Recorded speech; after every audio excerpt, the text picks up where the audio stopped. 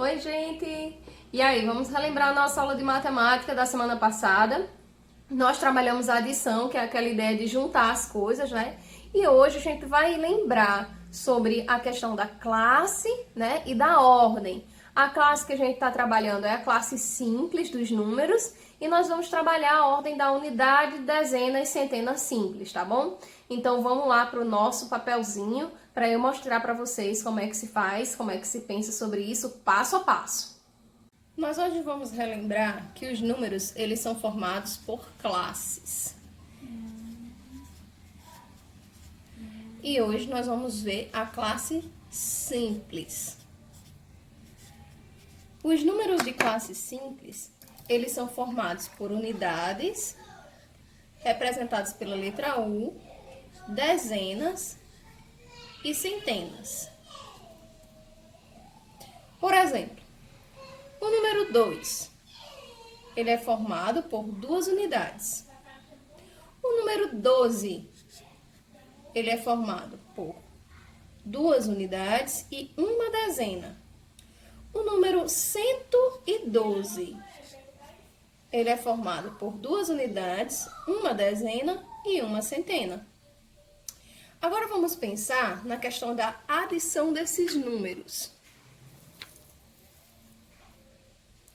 Quando eu penso na adição, eu estou lembrando do sinal de mais, certo? E mais lembra juntar as coisas. Então, digamos que seu José tem 23 livros na sua estante. Só que seu José gosta muito de ler.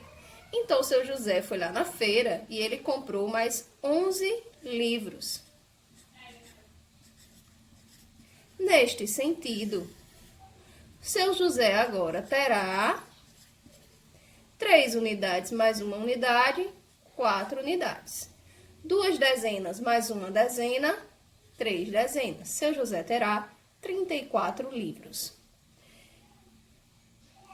É importante a gente lembrar dessa regra. Quando nós olhamos para o número, nós precisamos identificar o que é unidade, o que é dezena e o que é centena.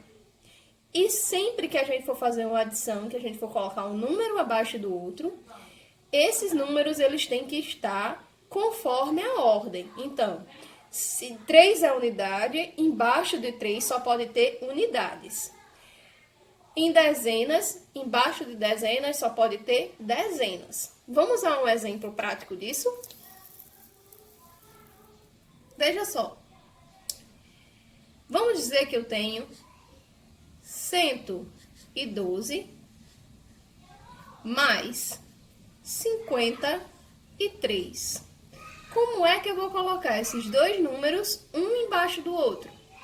Eu vou colocar 112 e vou fazer assim, ó, unidade, dezena, centena, tá? Em 53, 3 é unidade e 5 é dezena. Então, eu vou colocar 53. Unidade embaixo de unidade e dezena embaixo de dezena. Professora, e o 1 aqui, a centena, não coloca nada? Não, tá? Então, vamos lá. Vamos somar isso aqui, ó. 2 mais 3, 5. 1 mais 5, 6. 1 mais nada, 1. 165. Agora, vamos a outro exemplo aqui do lado. Vamos dizer que eu tenho 77 mais 35. Aqui é a unidade, aqui é a dezena. Aqui é a unidade, aqui é a dezena. Então, vamos montar. 77 mais, ó, 5 na unidade, então 5 embaixo da unidade e 3 embaixo da dezena, 35.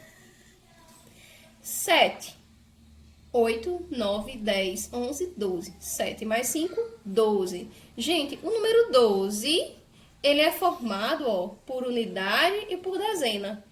Então, como é que eu vou colocar isso aqui embaixo? Eu vou colocar o 2, que é a unidade, embaixo da unidade. E o 1, que é dezena, aqui eu vou trazer aqui para cima, que é a coluna da dezena. Então, agora eu vou ter 7 mais 1, 8, 9, 10, 11.